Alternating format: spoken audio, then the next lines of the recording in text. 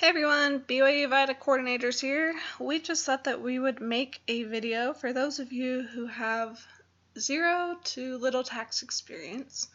And you may not have even seen a Form 1040, you're not really sure how tax is calculated, what it really means, all of it. So this is just a quick run through to teach you how tax is calculated and some of the more common things that you'll run into in the lab and some things you should be aware of. This does not replace the trainings that we will be giving in January. This is very brief overview just to help understand the basics, whereas the trainings really dig deep and will offer more practice and give a lot more detail about these things. So please still come to the trainings, but for those of you who really have no idea what's going on when you're doing the certification videos, hopefully this will be helpful. Okay, so just to start off, this is our main equation. Simplified a little bit, but it will do for our purposes. So first we start off with our income, and I will go through each of these individually after this and talk a little bit more about them. So you start with income, you subtract out adjustments, and that is how you get your adjusted gross income. Now the adjusted gross income, also known as AGI, is a very important number in the tax world. A lot of credits, a lot of issues, they're all based off of your AGI, and so that's an important number to know and to understand, but it just means your income minus adjustments. So once you have your AGI, you subtract out deductions to get your taxable income. Your taxable income is what they use to put you into a certain tax bracket or get a certain tax rate. Then they multiply that rate by your taxable income to get your tax liability. And your tax liability is the initial amount of tax that you owe. And so that's like, this is what we think that you should owe initially, and then without any credits or other special things into consideration. So once you have your tax liability, we subtract out non-refundable credits, and then you have to add in any other taxes, and then you subtract out your withholdings and your refundable credits to receive what you either owe in taxes or what the IRS will give you as a refund. And oftentimes we really like getting refunds because that means that we get money rather than paying more money. So let's move forward and see what each of these things mean. So income is probably what you're most familiar with. This is your taxpayer's increase, right? It doesn't necessarily have to be money either.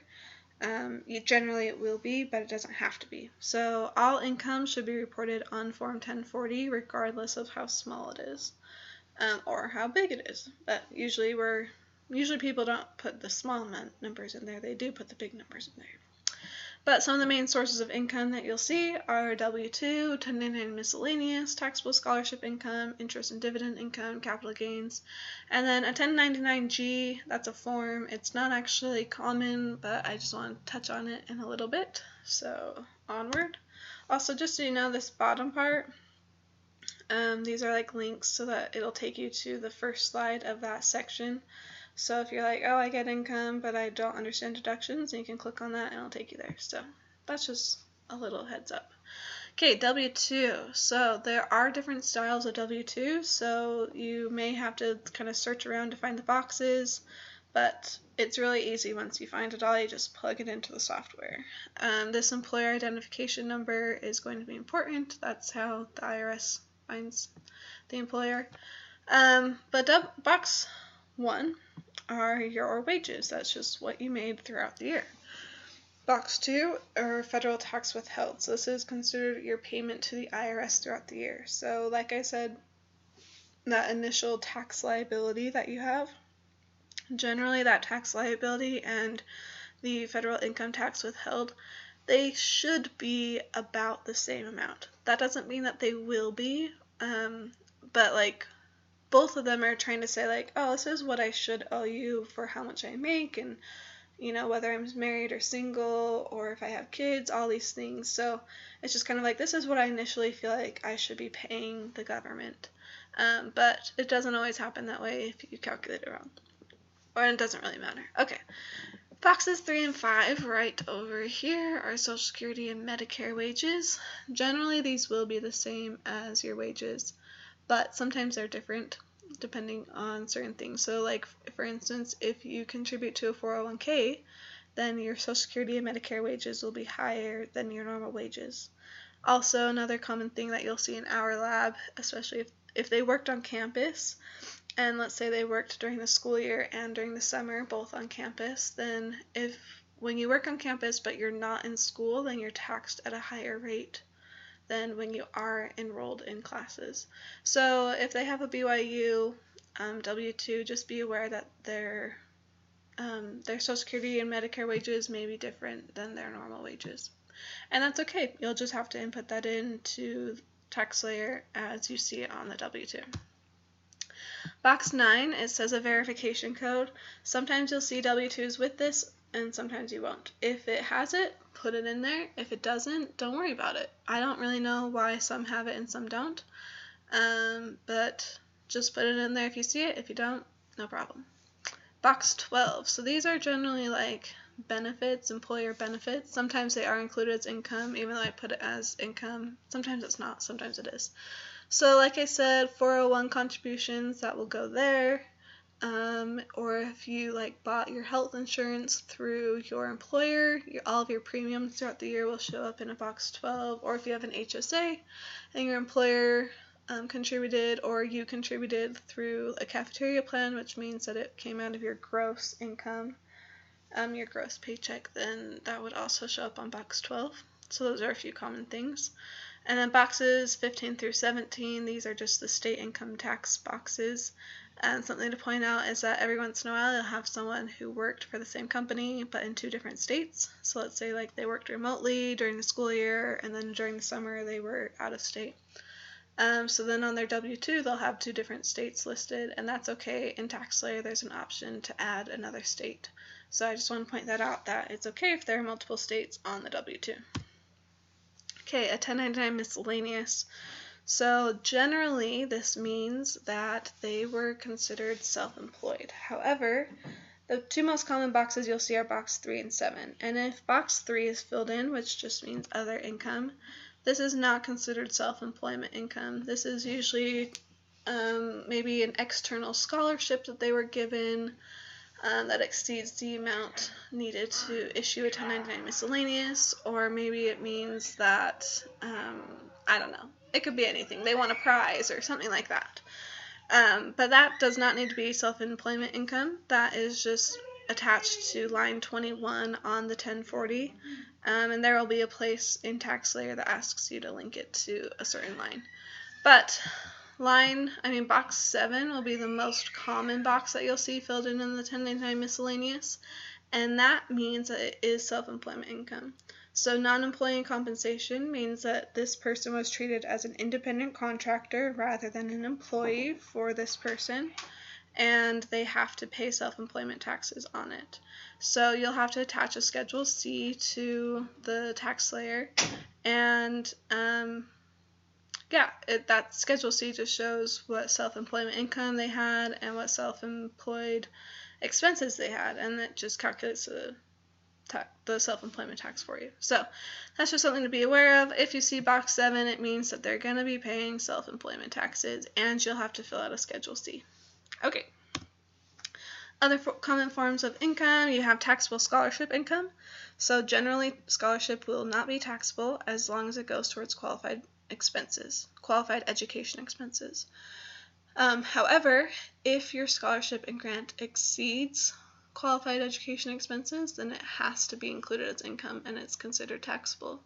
There are also ways to shift money like your scholarship income to be taxable rather than non-taxable in order to maximize credits, which we'll teach you more about in January, so stay tuned for the education credits training week in January, because we'll teach you a lot of great things that add a lot of value to our BYU students. Also, interest and dividend income. Generally, they're only given a form if they made over $10 of interest, but technically you should include any amount of interest they made throughout the year. And then capital gains and losses. This is just income that comes from stocks. So you invest in stocks. Once you sell a stock, you're either going to make a gain, like you're going to make money on it, or you're going to lose money. And you have to report this gain or loss that you made on your sale of stock. And so if stocks were held for more than a year before you sold it and you had a gain, then it's considered a long-term capital gain, and it's taxed at a preferential rate, which means it's just a lower rate. So let's say your normal income tax rate is 10%, but you had some long-term capital gains, then those would be taxed at like 0%. So those are really nice. If you have a short-term capital gain, that's fine. It's just going to be taxed at your normal income tax bracket rate. And also, just so you know, most of the time people in our lab have like Robinhood or Acorns or something like that as their stock investment, just because you don't have to put in a lot of money. So we're generally not looking at a ton of money. Sometimes people might have some, but generally these are like dollars, not hundreds of dollars, So that's just something to be aware of. And like I said, Form 1099-G, that's not a very common thing, but I feel like I should explain it here. So there is a question on the intake form that asks, do you have a refund of state and local income taxes? And in parentheses, it has Form 1099-G. A lot of people will say yes or unsure because they're like, well, I did get a refund of my state taxes last year, but I don't have this form. If they don't have the form, you don't need to worry about it, but if they do, you should input it into TaxSlayer. The main idea of this form is for people who itemize deductions, because in your itemized deductions, you can subtract out state taxes paid. But if you got a refund from your state taxes and you were able to deduct it on your tax return, then they don't want you to be able to do both. So it's just kind of this Form 1099-G is a way to counteract those two things and make sure that you're not getting more benefit than you should. So it's generally not that common, but something to be aware of. Okay, on to our adjustments. So adjustments are just special expenses that you can subtract from income. It's found on Schedule 1 of the 1040, and I'll show that to you later. But once all of your income's added, you subtract out all the adjustments in order to create the adjusted gross income. Some of the common adjustments that you'll see in our lab are HSA deductions, which you'll have several certification training videos on those. And as a reminder, you can only actually subtract it as an adjustment if it was not a cafeteria plan, which means you had to pay for it. You had to input money into your HSA from already taxed money.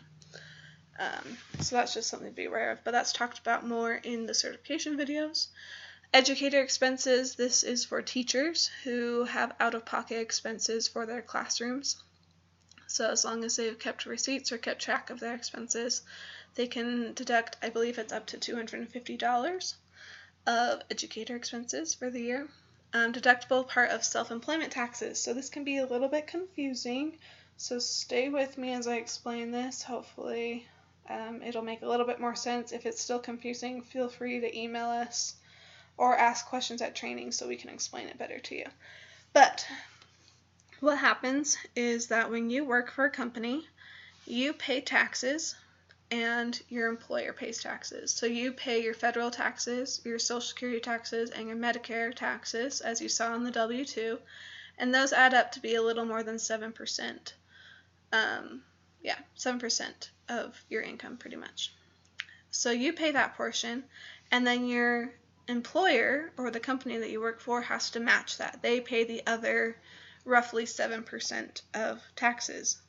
However, the company that you work for, they get to deduct that or subtract the amount of the taxes that they paid from their income on their own tax return.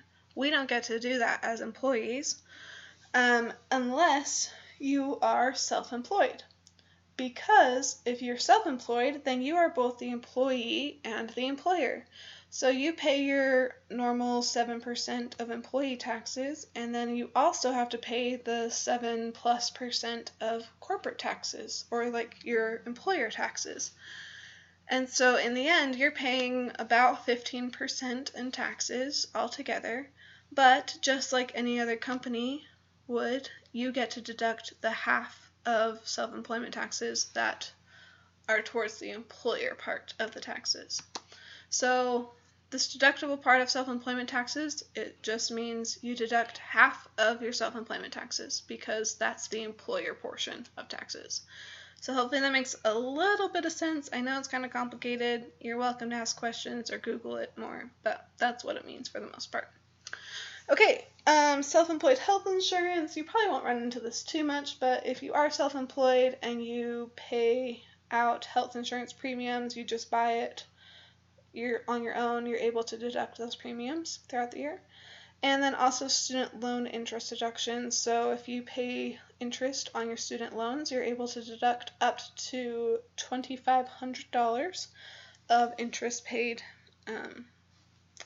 as an adjustment. So that's just something to be aware of.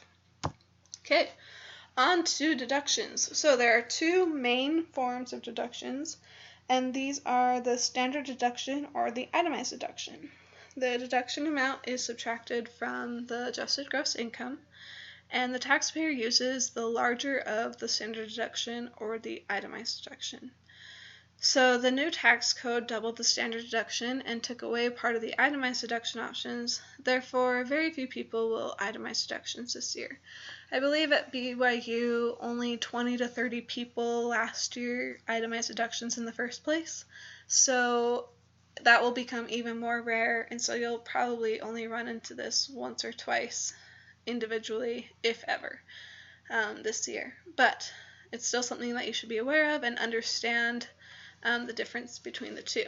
So standard deduction is just a set amount that the government declares each year, and it's dependent on your filing status. So like single people this year will get $12,000. Married filing jointly gets $24,000. Head of household or qualifying widow or widower is like $18,000. But it's just all dependent on your filing status. It's automatically put into tax layer. You don't have to worry about it. If a person is over age 65 and or blind, they get an extra amount added to their standard deduction. Okay, on to itemized deductions. So these are found on Schedule A of the 1040. Like I said earlier, they take the larger of itemized deductions or standard deductions. So these are only helpful if the sum of all the expenses exceed the standard deduction.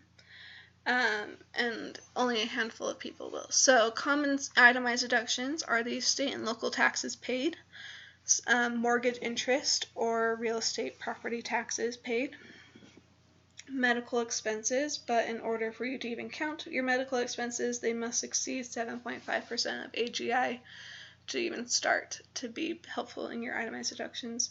And then charitable contributions. So this is something you'll actually run into kind of often because a lot of people will say, oh, my parents told me that I could subtract out my tithing and fast offerings that I paid throughout the year because they're considered charitable contributions.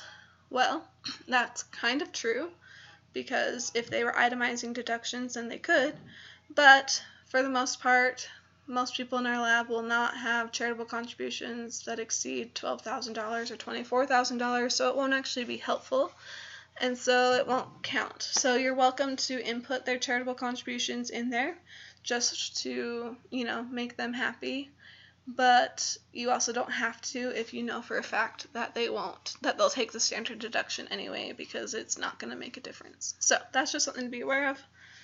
Yeah. Okay. Another deduction that's new this year is the qualified business income deduction. So this is a 20% deduction for self-employed people. So just pretty much 20% of your qualified business income. They multiply it, they take that, and it subtracts from your adjusted gross income.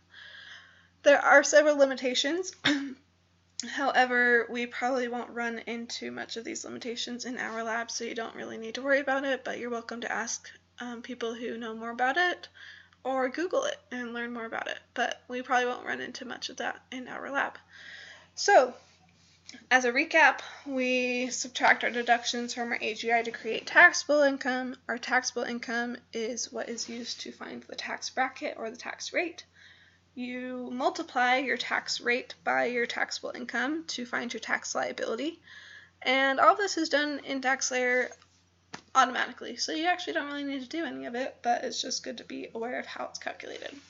Okay, on to credits. So a credit is an amount of money that can be offset against a tax liability.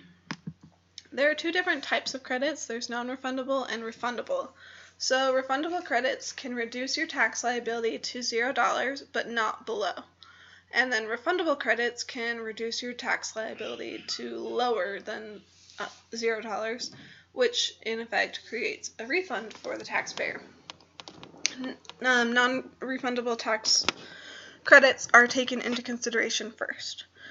And many credits have both a non-refundable portion and a refundable portion, but not all of them. So I guess just something to kind of clarify this non-refundable part. So let's say we calculate that you have $500 of tax liability, and you have something that offers you $600 in non-refundable credits. So because you only owe $500, you can only subtract out $500, because if you took out $600, then it would put you at negative $100, which would be like a refund of $100. But a non-refundable portion will only take you down to $0. So even though you were eligible for $600 of the credit, you can only take $500 because then it'll put you at $0. So hopefully that makes a little bit more sense. And as I move on to these common credits, I hope it'll also make more sense and not confuse you even more. So, some common credits, which my thing stopped working. Okay, common credits. The most common credit you will see is the education credit, and we have an entire week of our training dedicated to just education credits because it is so important and can be kind of confusing. So please, please, please come to our January training on education credits, because this is where we bring the most value to our students. So the two common education credits are the American Opportunity Credit or the Lifetime Learning Credit. The American Opportunity Credit has both a refundable portion and a non-refundable portion. So it's up to $2,500. $1,500 of that is non-refundable, and $1,000 of that is refundable. So again, kind of going back to our person, let's say you have let's say they were eligible for the entire $2,500 credit, but they have to pay taxes of $1,200. So even though they could take $1,500 of a non-refundable portion, because they only owe $1,200 in taxes, it'll only subtract out $1,200 for the non-refundable portion because it can't take them below $0. But then they are also able to get $1,000 as a refund. So then that will show up a little bit later. So that's really nice. The Lifetime Learning Credit is up to $2,000 of a non-refundable credit. So there is no refundable portion here, so it's obviously not as good of a credit, but there are certain qualifications that must be met for both the American Opportunity Credit and Lifetime Learning, so it just depends on what they're eligible to take, and we'll teach you more about that in January. Another common credit is this child tax credit. This changed this year with the new tax code, so it used to be $1,000 per child. Now it's $2,000 per child, but only $1,400 of that can be used as a refundable portion. So it pretty much just means any part of the $2,000 can be used as non-refundable, but only $1,400 can be used as the refundable portion max. And I think there is a certification video about that. There's a couple questions on that. There's also credit for other dependents. This is a new credit this year. For dependents who are the taxpayer's dependent, but they do not qualify for the child tax credit, there's a $500 non-refundable credit for each of the other dependents. And then also there's an earned income credit. So this is a non-refundable credit based on age, income, and number of qualifying people. It's automatically calculated in TaxSlayer. You don't have to fill out any forms or anything. It'll just fill that out for you depending on what their eligibility is. Okay, and then just as a reminder, the non-refundable credits, well, we'll come to this slide. So non-refundable credits come before other taxes, meaning other taxes come after non-refundable credits, but before refundable credits. So generally these other taxes are some sort of penalty, not always, but that's just tends to be what they are. So yeah, even though like your non-refundable credits take you down to a zero tax liability, if you have any of these other taxes, then it'll bump you right back up to something that you owe.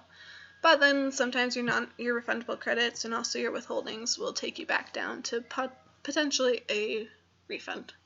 So, common other taxes are the self-employment taxes. So this is not a penalty, this is just a fact of life. If you are self-employed, you pay self-employment taxes, and I already explained that. It's that employee part and the employer part, so it ends up being about 15% that they have to pay, and that's calculated after the non-refundable credit part. Another other tax is the penalty for not having minimum essential coverage or certain health insurance throughout the year. This could be if you don't have it throughout the entire year or just a portion of the year. And then also another thing you might see is there's an additional 20% tax for people who use their HSA funds to go towards non-qualified medical expenses. So it's that difference is included as income and it's taxed, just like your normal income would, but then there's also an additional 20% tax for it.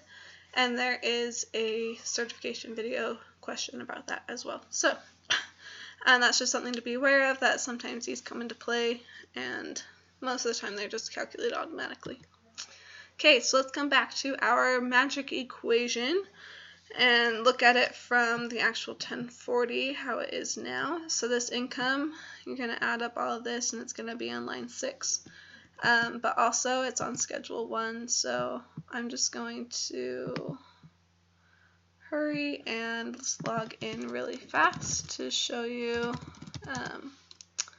kind of what it is on here. So I'm going to pause this while I log in. Alright, so I just pulled up one of our practice people from the certification videos, Austin Drake, so you'll see this if you haven't already done the certification videos. So this line 6 is the addition of all of their income, but also if you go to page 2, schedule 1, it has it listed out even deeper for what this other income is. So if there's some less common income, then they put it on schedule 1. And then it just carries this number on line 22 to line 6. So sometimes the line numbers can get a little confusing, but that's okay. So we have total income on line 6, and then your adjusted gross income is going to be on line 7. But in the meantime, the adjustments are also on schedule 1. So as you can see, this line 6 and line 7 for Austin Drake don't match up, and that's because if you go back to page 2, schedule 1, there's these adjustments, and he had some adjustments on his tax return. So therefore they add up all these adjustments, which for him were about $5,600, and you subtract that from your income to create your adjusted gross income, which is on line 7. I don't know where line 20 came from. Okay, so you have your AGI. And then you subtract out your deductions, which is going to be the standard deduction or itemized deductions. It'll put the higher of the two automatically there. And then also line 9 has this qualified business income deduction, which is just right there.